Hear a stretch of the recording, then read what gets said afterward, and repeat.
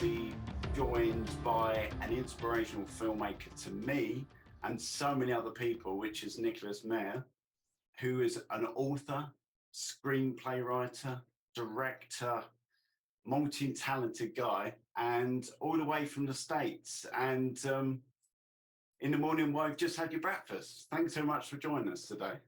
It's a pleasure. Thanks for asking me. So I want to take you back to many, many, many years ago. When can you remember, did you get your love of cinema and the big screen and wanting to be a director? Well, it's a little strange to confess, but I was born about 4 months after the end of World War II. I was talking to somebody the other day in a doctor's office, and I said, D-Day is coming up. And she said, "What's that?" And I was in shock that, and she was, I think she was around 40, didn't know what D-Day was. I was keeling over. Anyway, all of this is a long-winded introduction to the fact that I didn't grow up with a television. We didn't have a television. 1945. So when I was first taken to a movie was in about 1953. I think I was about 8 years old. And the movie was The Beggar's Opera with Laurence Olivier as Captain McKeith and Stanley Holloway as Mr. Lockett and Hugh Griffiths. And I loved this movie, and I fell in love with movies. I fell in love with Laurence Olivier. Um, and that was my first exposure to movies. Actually, I had what is psychiatrically known as a counterphobic reaction. My father, being a shrink, explained this to me, namely that I was so frightened by the movie that I ran out of it screaming in the middle, but then became fixated on what had frightened me so badly. And so then I just kept, I that became one of my favorite movies. I don't know that it's a very good movie, but it fastened on to my psyche, and at what we call an impressionable age, it made quite an impression. And then there were movies generally, and down the street, or you would say down the road from where I lived, was the RKO 58th Street, which was a vaudeville movie palace. It was a city block long. And I would park myself there on Saturday mornings and watch mainly Fox movies with Tyrone Power and all kinds of adventures and daring do. And I could never understand why, when the hero was in desperate straits, he always encountered the most improbably beautiful women that I had ever seen anywhere. And I thought, where do they keep these women? And so it was another reason for me to, want to get into the movie business. So going from there, can you remember the first time you picked up a camera and wanted to direct something or someone? Yes, I can remember, because it was a seminal, my come to Jesus moment, my Saul of Tarsus being struck blind by on the road to Damascus. That theater, that road, was the Rivoli Theater on Broadway, where when I was 11 years old, my father took me to see the Mike Todd movie of Around the World in 80 Days. Oh, I wow. was already a Jules Verne fanatic, um, because I had seen and fixated on the Walt Disney 20,000 Leagues Under the Sea, which I still maintain is the best Walt Disney movie ever. Um, and when you went to see this enormous movie with 50 film stars in it, Around the World in 80 Days, you could, in the lobby, purchase a program, which I still have. It's a hardcover Oh, amazing. book, $2. You used to get those with the big movies, the big roadshow movies. And I have my copy. And in the many articles and photographs in the souvenir booklet about the making of the film, there was one that said, "You too can make a motion picture. No previous experience necessary." And it was a sort of a sarcastic article about Mike Todd, who had never made a movie. He was a Broadway producer. And as it turned out, because he died in a plane crash, this was the only movie he ever did get to make. But basically, the article was about him and how he made this movie, and as I say, it was sarcastic. All you need is $6 million, 13,000 people in 8 different countries, and you can make a movie. It was 11 years old. I didn't understand the sarcasm. All I understood was, you too can make a motion picture. No previous experience necessary. So I said to my father, the shrink, I said, "Pop, I want to make a movie. I want to make a movie." And we have an 8mm home movie wind up Revere camera. Um, and of course, not being the sharpest knife in the drawer, the movie that I wanted to make was the movie I had just seen. And I wanted to do our version of Around the World in 80 Days, in which case I would be Phileas Fogg, and my best friend, who, by the way, grew up to edit my movies, would be Passepartout. And my father, with a kind of suspicious alacrity, fell in with this entire scheme. And we spent the next 5 years Wow, I imagine. on weekends, summer holidays, school vacations, making this movie and pasting it together on the kitchen table, very much in the manner, by the way, of the Steven Spielberg movie, The Fabelmans. That was like watching my life. Yeah, because were you knocking on that next door neighbors' doors and things? Said, "Do you want to be in my movie?" Yeah, we did all that stuff, and we shot some of it on on the tip of Cape Cod, where we would go for the summers, and we roped in the entire town of Provincetown to be in some of these scenes. You bet. Oh, amazing! So, I your screenplay. So, me and my friend, we watched time after time at the weekend, and there's a gentleman that keeps being mentioned in your films, and it's inspired, so maybe inspired some of your screenplays. And I was thinking, how has classic literature inspired your writing?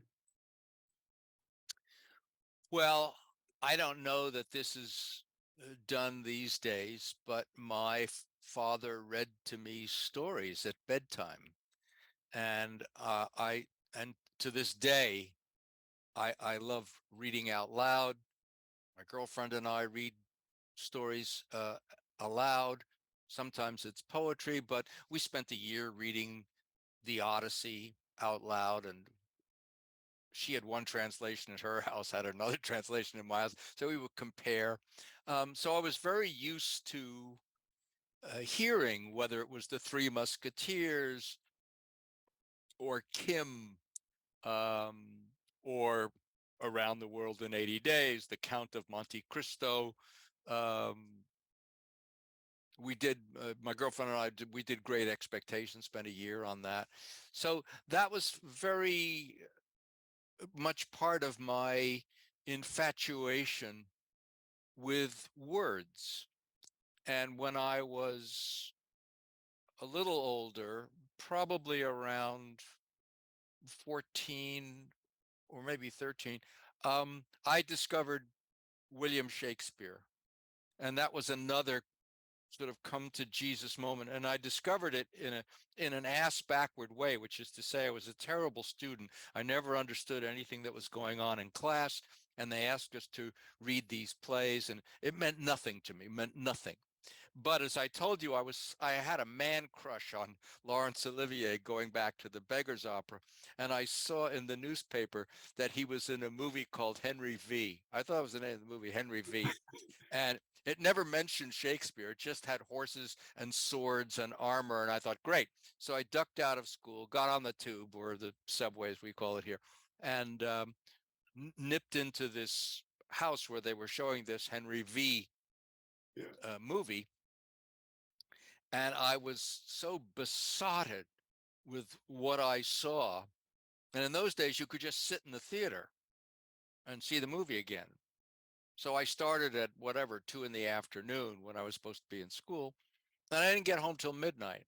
And my parents had no idea where the fuck I was because there was no, text or whatever. And it never even occurred to me to put a dime in the, public telephone and tell them where I was. So they were absolutely, livid, furious. But you know, I movies. This was the movie that really changed my life because it introduced me to. I saw, okay, this is the best movie. This guy is the best actor, and the other guy is the best writer. And what's more is I'm never reading another Shakespeare play, not until I see it, because they're not meant to be read; they're meant to be heard. And so that was all part of my uh, infatuation with the English language. And I'm a very tedious grammarian. A lot of people would like to throttle me when I try to explain the difference between lay and lie, and who and whom, and so forth. So I have another prop. Um, your script to Star Trek Six. So an ancestor of mine maintained that if you eliminate the impossible, whatever remains, however improbable, must be the truth. And I was sat there the other day watching a Jeremy Brett Sherlock Holmes, and I suddenly got the linkage. I think I sent to you that Spock goes full Sherlock, and I suddenly realised the genius of this script. Oh, The thank you for the word genius. but Yeah. in the sense that I thought I'm watching a Star Trek Sherlock Holmes episode in some respect of solving a mystery and the clue Correct. things. Yes. But I never got that. I loved the film when I was growing up, but I never got that until recently. I thought, yeah, I can see where you were heading with that. So how has Sherlock Holmes influenced your life? Because obviously with the Oh, it took it over. Sherlock Holmes has yeah, taken over my life. I've just finished writing my sixth Sherlock Holmes novel. I don't know when it will come out, but yeah, I've now written six of them, wow. starting with the 7% Solution, and then the West End Horror, and then the Canary Trainer, and then the Adventure of the Peculiar Protocols, and then the Return of the Pharaoh, and the next one, which would be Sherlock Holmes and the Telegram from Hell. I was introduced to Sherlock Holmes like I was introduced to most things by my dad, my father, who, when I was about 11, gave me a volume of the complete Sherlock Holmes stories by Arthur Conan Doyle, and I gobbled these up, and like many another Holmes gobbler, I was very disappointed when I got to the end and there were no more.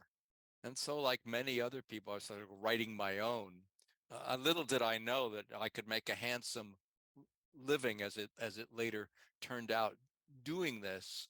Um, and I think it was even years later, which is to say, if I date it from my 11-year-old encounter with Holmes, and then go to, I don't know, maybe 10 years ago, by which time I realized that Sherlock Holmes had become my avatar, that I was able to speak through that character, that my identification on the one hand was so close, and also in my hands, Holmes became so elastic that I was able to sort of use him as my ventriloquist dummy. That's not coming out right, but I hope your listeners get the general idea. So yeah, I read the Holmes stories, and then I was trying to copy Doyle's style in my little, short stories, whatever it is I was writing. And then uh, I I'm a New Yorker, and I came to California when I was about 23. I think this was 1971, and I was starting to write television movies with some success when the Writers Guild went on one of its strikes, which we're on now, incidentally. Um, and I used that time when you weren't allowed to write screenplays to indulge my uh, passion, my geeky passion for Sherlock Holmes. And I wrote my first Sherlock Holmes novel in which he encounters Sigmund Freud. I didn't know at the time I wrote and researched the book, incidentally, that Sherlock Holmes was Sigmund Freud's favorite bedtime reading. He Oh wow! loved, yeah, That's he an amazing loved description. he loved Sherlock Holmes stories. And in fact, if you read the Freud case histories that he writes, the Rat Man and Anna O and those things, um, you see that he sounds sometimes, at least in translation, as if it were Watson who was writing. He even says at one point, "I followed the labyrinth of her mind, Sherlock Holmes like, until it led me, blah blah." So it seemed like a no-brainer to do this. I was beyond surprised when it became the #1 best-selling novel in the United States. And then Wow. they bought it for the movies, and then I said, well, you can buy it, but I have to write the screenplay. And then I wrote the screenplay, and it got nominated for an Oscar. And then because of that, I got to write and direct time after time, and so on and so on and so forth. Sherlock Holmes even makes a bit appearance in Time After Time because H.G. Wells is trying to explain what he's doing running Oh around yeah, San yeah, that was Francisco. hilarious. And he's like, and then we were like the cops, like, yes, I'm Sherlock Holmes, and they were going like, On the assumption that no one had ever heard of Sherlock. yeah, that's what we're thinking. But I'm gonna take you back to, I call this the barbecue story. And the reason why I call this the barbecue story, I just remember it was in your book, the view from the bridge, of how you got involved in Star Trek 2. And I think it was at a barbecue that somebody gave you some advice, but I thought it'd be good for you to, if you could tell us the tale of how that happened. Well, after the, I guess it was after time. I can't remember the exact order of things, but there was a Canadian novel by an author named Robertson Davies called Fifth Business. And I had written the screenplay and I wanted to make that into a movie. This was my passion. And Hollywood, in its infinite wisdom, was having none of it. And I was sort of saying, well, if you're not making that, I'm not doing anything. And I just sort of sat up in my home uh, like a spoiled brat, I guess. And it was a Sunday night, and I was making hamburgers on a grill. And a friend of mine, a childhood friend who actually was by this point an executive at Paramount, was sharing hamburgers with me. And she said, Nicky, if you want to be a director, you got to direct and not sit up here holding your breath like an asshole. Um, I think you ought to go down and meet Harv Bennett at Paramount. He's in charge of the next Star Trek movie, and I think you guys would get along. And I said, Star Trek, is that the one with the guy with pointy ears where they're all running around in pajamas? Uh, and she said, you're such a snob. Why don't you just go and meet the guy? You might like him. Yeah. So, yeah, if this had been said to me by my mother, I, probably wouldn't have taken it seriously, but this was somebody that um, she was a peer, and so I went and I met Harv Bennett, and we drank a couple of beers in his office, and I liked him, and so he didn't know any more about Star Trek than I did. He had done the $6 Million Man, he had done Rich Man, Poor Man, he had done Mod Squad, and Paramount had hired him to make a second Star Trek movie on the theory that coming from television, he could do it for a lot less money than the amount they had spent on the first Star Trek movie, which was a runaway production, 1979, cost $45 million. It's So that's like it a was, water world, isn't it? Do you remember the water world? What's that? yes, yes, it was Waterworld before Waterworld, but the only difference 180. was was that was that Star Trek: The Motion Picture, despite its humongous cost, actually made a profit, and that was enough to make Paramount say, we're going to do this again, but we're not going to spend any 45 million. So they brought in Harv, and Harv in effect brought in me. He showed me the first movie. I still didn't quite understand, and they showed me some of the episodes. He had watched all 79 or whatever they were, and 67. I can't remember. And I slowly began to kind of glom onto it. And I thought, what does this remind me of? It reminded me of something that I really liked a lot in my own, from my adolescence. And then I finally realized, oh my God, this is Captain Horatio Hornblower in outer space. Now, for those of your listeners who may or may not be familiar, Captain Horatio Hornblower was a captain in the Royal Navy during the Napoleonic Wars, as chronicled by this author, C.S. Forester. It wasn't his real name, but he called himself C.S. Forester. He also wrote The African Queen. He and so I loved the Captain Hornblower books. He uh, was had a girl in every port, and when you're 13 years old and reading this stuff, sounds very cool. And I thought, oh, so Captain Kirk is Hornblower in outer space. And I thought, okay, I know how to do that. And this is going to be submarines, and it's going to be destroyers, and all of that, cool stuff. If you don't know what real war is like, and so that's what I was jonesing to do, and that's how I became involved in it. And later on, and when I say later on, I mean like 30 years later on, I Well, understood why it was good. I understood why people liked Star Trek, which all of which I had missed when I had dismissed it as the guys in pajamas and the guy with pointy ears.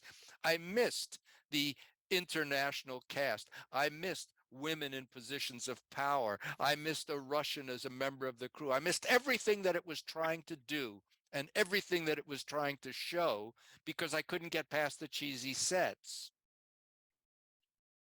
but I mean, one thing of say Star Trek Two that really caught the imagination was it was you got the Hornblower, but you had James Horner's music to give that extra piece of layer. And I've seen interviews here over the years and stuff, and I always think music is the most important thing to me. I'll spend longer looking for a piece of music than the actual editing of a piece of film. Is what was it like? Either say the score for Star Trek Six, which was just as awesome. What was it like being in the actual studio with the composers, hearing some of that music for the first time? Well, I didn't, I should, again, long-winded answer, but I come from a family of musicians. My grandfather was in the Boston Symphony. He was a violinist. My mother was a concert pianist. My father, the shrink, was a very able pianist, could sight read any piece of music you put in front of him. My sister teaches violin. Uh, so I was at what might be considered, and I emphasize might be considered, an advantage in talking with composers because I had a musical frame of reference. That was the first thing. So when I engaged James Horner to write the music. We couldn't afford Jerry Goldsmith, who had written Star Trek: The Motion Picture. We didn't have $350,000 in our budget to pay the likes of Jerry Goldsmith. We had to find someone who no one had ever heard of, more or less. And Horner was obviously a guy on the come. He would have been a hit sooner or later anyway. But he and I got along very well. He was had a kind of dry sense of humor, and I said, "This is Hornblower in outer space. This is ocean." And I didn't. It wasn't about hearing, as you implied, the music for the first time on a scoring stage. No, the first time I heard it was he came to my house and sat at my piano and played various themes. And I had said, you know, Debussy, La Mer. That's what I want. And um, uh, so I said, I want ocean, I want maritime, and that's what he gave me when I. By the time we did Star Trek 6, I could no longer afford James Horner. He was way outside my budget. They never give me any money to make the movie. So I encountered Cliff Eidelman, and I had briefly had this notion when I couldn't afford James Horner of taking Gustav Holst, The Planets, and using the planets. Those of your listeners who are musicologists know that the planets actually referred to astrological signs, but it sounded like outer space music to me. But the problem was that Paramount lawyers wanted exclusive rights to Gustav Holst The Planets, in Yes, please. perpetuity. Yeah, and the Holst estate had some thoughts about this, so that wasn't going to work. Um, but when I met Cliff Eidelman, I said to him, okay, this is a different kind of Star Trek movie. This is about the Klingon people. They are warlike, they are bellicose, they are brooding, they are mysterious. Listen to the opening bars of Firebird, Stravinsky Firebird, and think in those terms. And that's what he did. And again, he played me music before we ever got on a soundstage. That's the last place you want to, find that you've been screwed Oh is yeah, yeah, yeah. Because it's like, when there's 60 or 70 guys sitting there, and by guys I mean guys and dolls, and then it's wrong. yeah, because Paramount say, can we have some extra dot? Because I always remember. I think Star Trek 6 cost less than Star Trek 5. Was that Well, right? it costs the It it goes costs in less this it budget. costs this it costs the same. Um, just to run some numbers, Star Trek the motion picture was $45 million. Star Trek 2, made by Mrs. Meyer's oldest, was I think 11.2. And from then on, every Star Trek cost I think 41% more than its predecessor. So by the time we got to Star Trek 5, which I didn't have anything to do with, um, it was I it was $30 million. I think that was, and I was hired to do Star Trek 6, and I was told 30 million, and I said okay. Then I was living in London at the time. I lived there for 5 years, and I had to move my family and rent a place in Los Angeles to make the movie. So I had a 6-month lease on a house, and we sit down the first day of convening all the department heads, and here we are. We're all excited. We're going to make the movie, and the feature division of Paramount by this point had run into some difficulties, and they were hemorrhaging red ink. And they said, "Now we're talking about $25 million." I said, "Stop! Oh, Stop! Stop! Stop! Stop right there! We're not talking about 25 million. We're talking about 30 million. That is what was discussed with me at lunch at Claridge's yeah. 6 weeks ago, whatever it was. It was more than 6 weeks, but and so we went round and round on this, and I said, let me run some numbers by you, which, by the way, shouldn't be my job to do this, but you have 7 Star Trek regulars that you have to have. You have Shatner and Leonard Nimoy, Kirk and Spock. They have salary parity. Then you have the other 5. This is something like $14 million right there before you've done anything else. Then you've got $4 million in special effects, and you've got $2.5 million in post-production or music. I can't remember, but you're already up to $20 million. I said, where's the movie?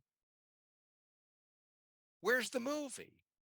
Yeah. So they said, I'm not making this up.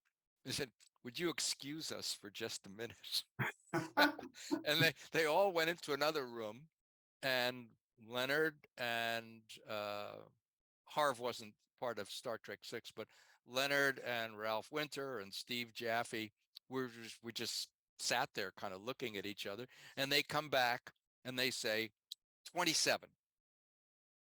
And I said, guys, you are under a misapprehension.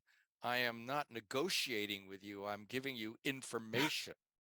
Anyway, it's a long went on and on and on. And eventually, yes, we did it for the same price as 5, which is what I said Well done. yes to originally Yeah. before they, but I'm sitting there and thinking, oh my God, I've got a lease on a house that I just paid for.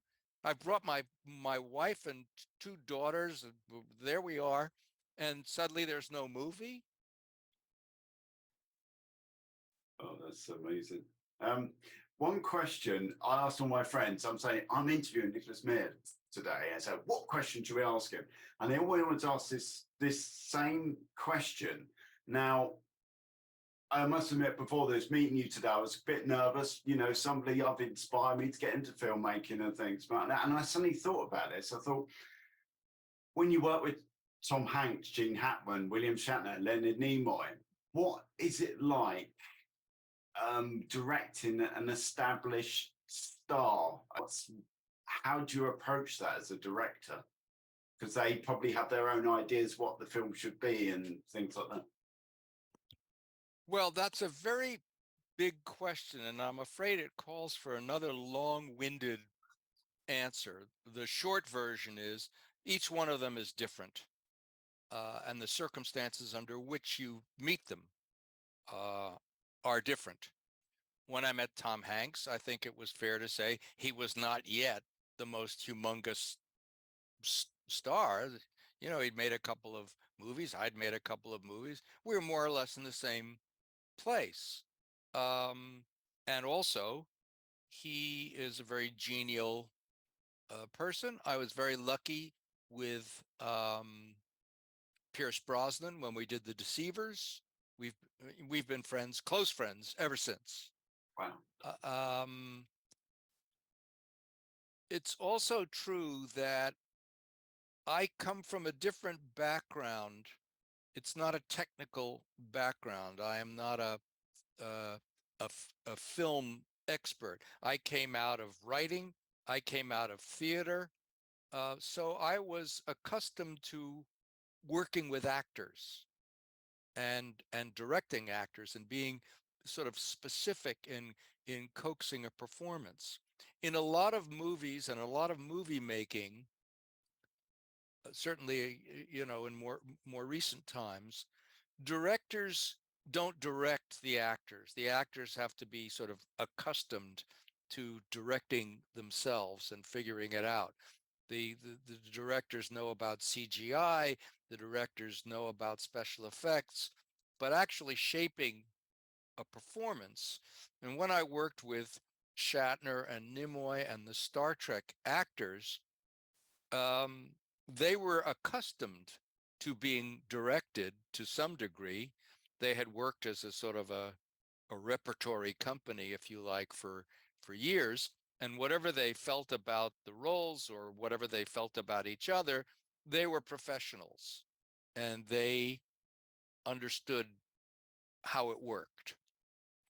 I did not get along with Gene Hackman um, for whatever combination of reasons. That was a very different experience. Um, I think that speaking for myself, uh, I assume that if you get a chance to make the movie or be in the movie, that you want to do it and that you feel lucky to be doing it. And I expect people to know their lines and show up on time and be happy to be there. That isn't always the case. And you don't know at what point you're encountering various people or what point they're encountering you. When I made Star Trek II, The Wrath of Khan, we had cast Ricardo Montalban, who had played Khan in the original television episode called Space Seed, and it was Harv Bennett's idea to bring him back as and make him the key villain, which is what I wrote for him. And he was the one actor that I didn't get to rehearse with. I like to rehearse. You don't want to over rehearse because the camera, if you sort of lose the spontaneity, I my worry is that the camera sees it, but enough so that the actors know each other and they get to know the director a little bit. They all want to know one thing: is he crazy? Am I going to live? Do I have to pull the boat over the mountain? And so forth. Um, the Star Trek cast, as I intimated, they knew the drill. They've had lots of different directors over the years, um, but just enough rehearsal to understand how it's going to work, what this was going to be. And that frees you up so that when you get on the set and the meter is ticking, you're in a way free to fool around a little bit because you're not feeling your way in the overall sense. However, I did not get to rehearse with Ricardo Montalban because he was shooting his television series. So all I got to do was have lunch with a very courteous, very polite, somewhat regal character, courtly, let's say, more than regal, courtly. And so neither of us were sort of giving away much. And all I was able to do was give him a copy of Moby Dick and say, read this and you'll get the idea. But when he showed up the first day, that was all the farther we knew each other. And he showed up in full get up, full drag, the whole thing. That's his real chest. Yes, we can dispense with that question. Uh, and So we started with this scene, which is a 6-page scene, more or less a monologue about why he's so angry. And um, and we blocked the scene, and he was letter perfect. But he screamed the whole thing at the top of his lungs. He screamed it. And I'm thinking, wow, this is only the second movie I've ever directed. This guy is very big and very strong, and he's got more credits than I have, inches to my body. What will he say or do if I try to tell him something? And I really wasn't sure. We didn't know each other. And what happened was, uh I said, "Oh, okay. Well, we've got the general thing here. Let them do their lighting, and let's go into your caravan and have a little conversation. We talk about interpretation." And he said, "Oh, okay." So we sat down, and I said, Laurence Olivier once said, Laurence Olivier, my North Star, he said, um, an actor should never show an audience his top, because once you show the audience your top, they know you got no place else to go. And he looked at me and said, "Oh, oh, oh, you're going to direct me." "Oh, that's good." He says, "I need direction. I don't know what I'm doing up there." So then we got along great. We got along great. And it just after that, he would always look at me and say, "Nick, what if I raise the eyebrow here?" And I say, "Fine, but, small." And I said, crazy people are really scary. They can talk very soft because you never know what they're going to do next. And he leapt back, and Yeah. so that's how we did it. And that was, that's so directing actors. It depends, stars or non-stars. That isn't really the point. It's just about what kind of people they are, what they're used to. And I think a lot of actors are treated very badly and have a lot of wounds to show for it. And the question is, what effect does that have on them? Are they embittered and angry? Uh, or are they more sensitive and whatever? So you have to sort of feel your way, which is another reason why rehearsals and read-throughs are sometimes quite helpful. You'll also find out all the dialogue you don't need. I would say that plays are overwritten and you shed things in rehearsal, and screenplays are overwritten. And I know, speaking for myself over the years, that the attrition rate for dialogue in a script of mine between the first draft and the finished movie is 50%. 50% of the words will go. Now, where do you want them to go? In the editing room after you've spent all the money? Or in rehearsal where somebody can say, well, I can do this with a look. And you go, yes, fine, do it with a look. And I read, talking about that, there were lines, and I think there were lines in the scripts of Time After Time that you couldn't use, but you used some of that in Star Trek 4 script. Is that right? Yes, I did. Yes, I did. We actually shot the lines in Star Trek in Time After Time. It was my first directing, and I made a lot of mistakes and screwed up a lot of stuff, and had to cut things out. But since Star Trek 4 was essentially the same movie as Time After Time, it was time travel from the future instead of time travel from the past, but they still went to the same city. I said, can't they go to another city? No, they had to go to this city. So we're in San Francisco again. And I just took stuff that I had screwed up the first time and got another shot at it. What a marvelous film! And I think the thing with Star Trek 4 and your script you wrote with Harv Bennett, I think it was he wrote all the space stuff, you wrote all the Earth stuff. Is that correct? Yeah, when they get to my first line was they come out of the time travel sequence and somebody says, when are we? I think that was my first line, but Spock says, judging by the pollution content in the atmosphere, we're in the late 20th century. So yeah, that was me. That's where I start.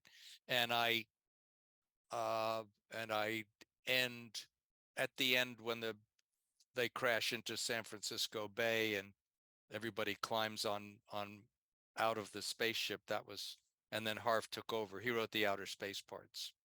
It was such an inspiring script and a heartwarming film to watch. It's still one of those films that people, they're going for this. Everybody has their favorite Star Trek film. I mean, for me, it's probably Star Trek 6. Thank you. That's the one that's grown on me over the years. It was too. Loads of people say, "Oh yeah, Rother Khan." If you look at the music list, Yes. the magazine list. First of all, hi Nicholas, I'm a big fan, and thank you for the opportunity to talk to you. Okay, right now I'm no spring chicken. I'm 57 years old. I've been in the film industry here in the UK for many years, and it's been a struggle. And I saw the film The Fabelmans recently. I don't know if you've seen it, but they talk in there about how the film industry can really screw with your head.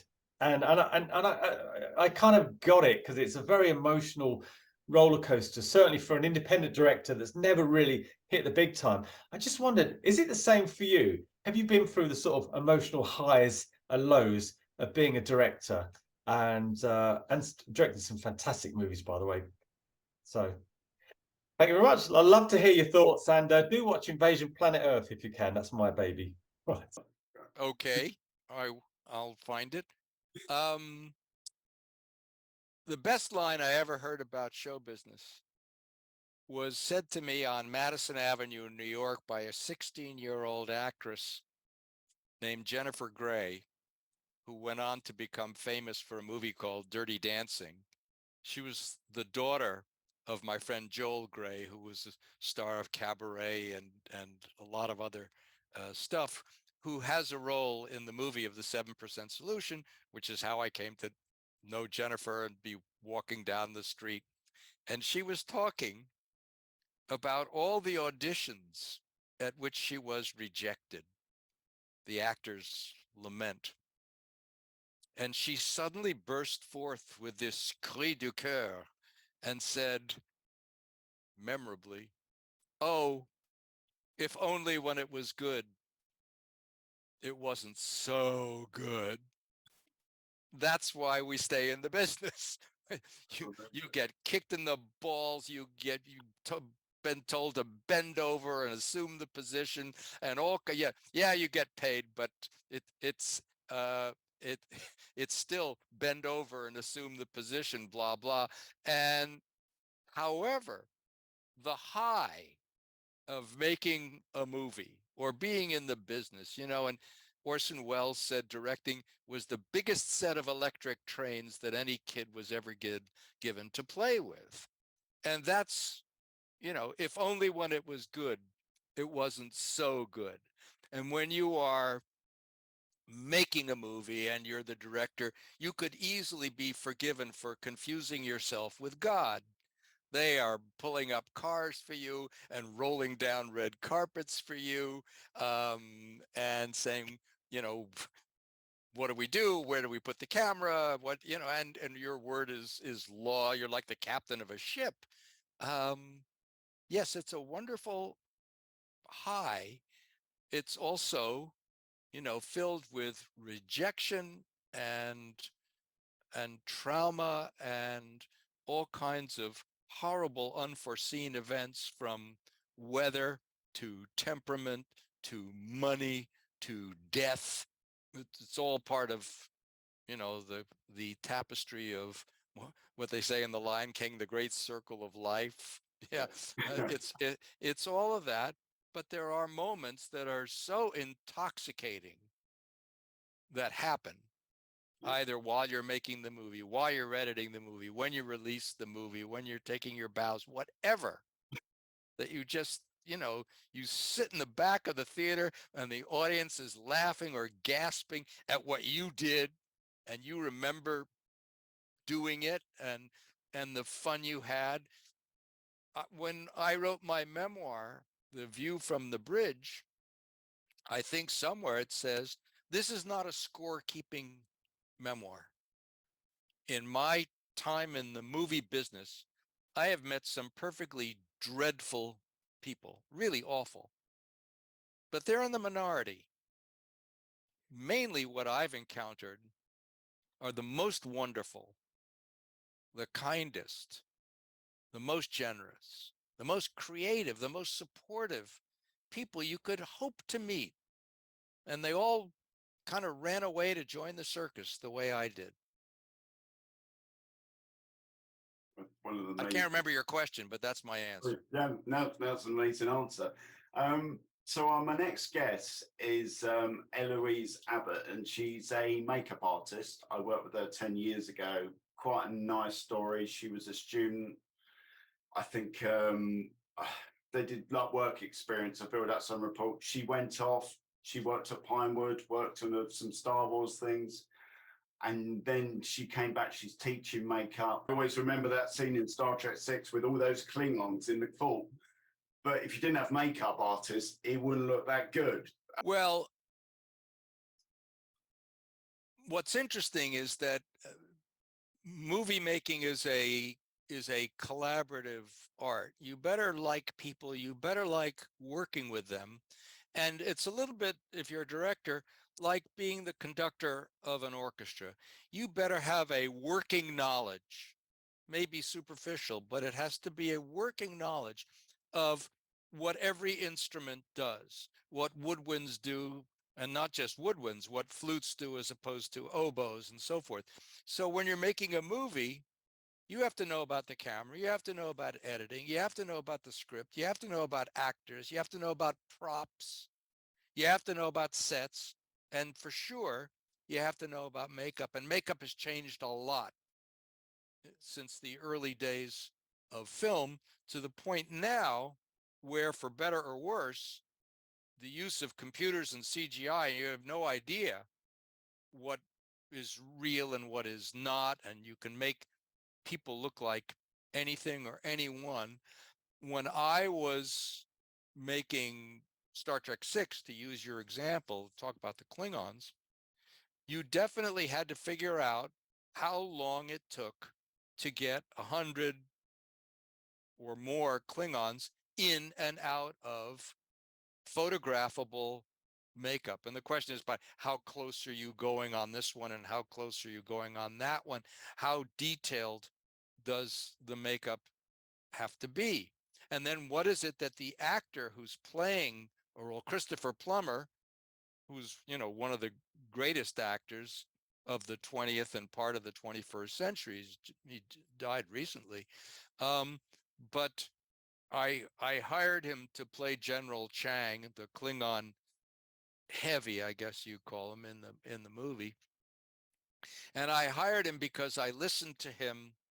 I you know, loved watching him as an actor, and then I bought a Chandos CD of him reciting uh, verse from Henry V, or as I now know to call it, Henry V.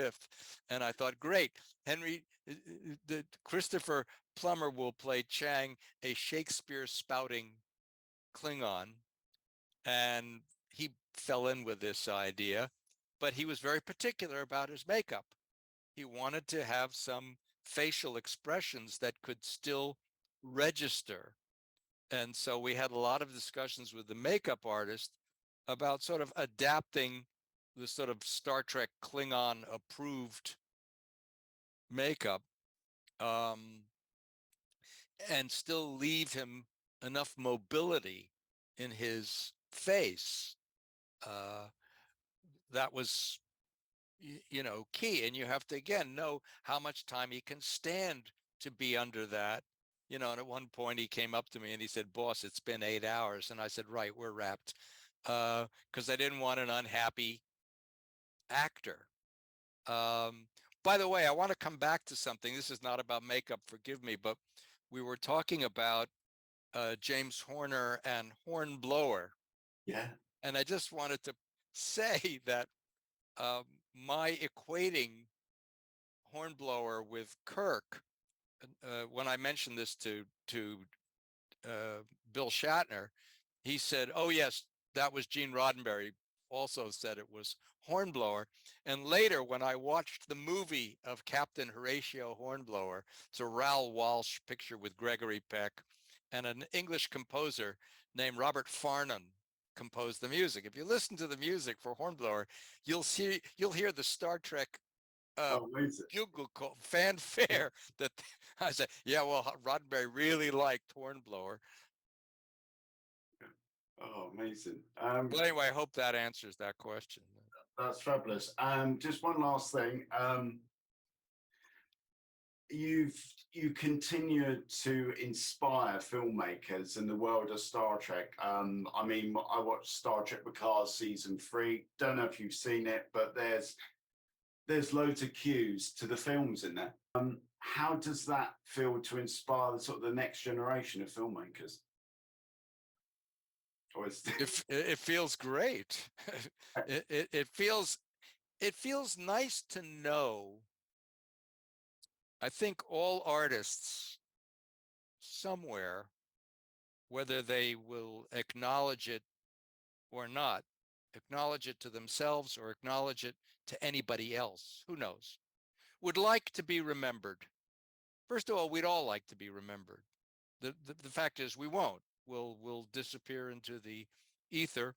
But how do you achieve immortality? Well, one way is to have children. That's the easiest way. And you hope your children will remember you and tell their children and so forth, and you'll have photographs and so forth. But artists, any kind of artist, painter, whatever, you want to do something that you hope will last, something that people will continue to experience. And artists define an age. Would anybody remember the Elizabethan age if it weren't for Shakespeare? Well, you could argue that Elizabeth I was probably the only fully fledged genius ever to sit on a throne. But it helps. Shakespeare helps. So the fantasies that we have, the ambitions, as I say, whether we articulate them to ourselves or to anybody else, may seem grandiose and absurd, but somewhere, certainly in my case, you hope that you make something that lasts. And the fact that people still love The Wrath of Khan or The Undiscovered Country or Time After Time or The 7% Solution is very gratifying. They'll pass from fashion. At a certain point, there will be a, people got tired of saying that Citizen Kane was the best movie, and they somehow moved on to Vertigo. I'm not sure how that works, but if you wait long enough, by the way, Citizen Kane will come back into fashion. And if I wait long enough, or my grandkids wait long enough, then maybe people will rediscover The Wrath of Khan after having outgrown it for another 25 years. It's the ebb and flow of artistry. Right now, I'm lucky. I'm living long enough to see my influence. And that's a lot of fun. That's sweet. Amazing. Well, thank you very much for your time today, and hope you have a good rest of the day. And yeah, whatever you do the rest of the day, have a great time. Thank you. Going to work. Thank you. Oh, yeah.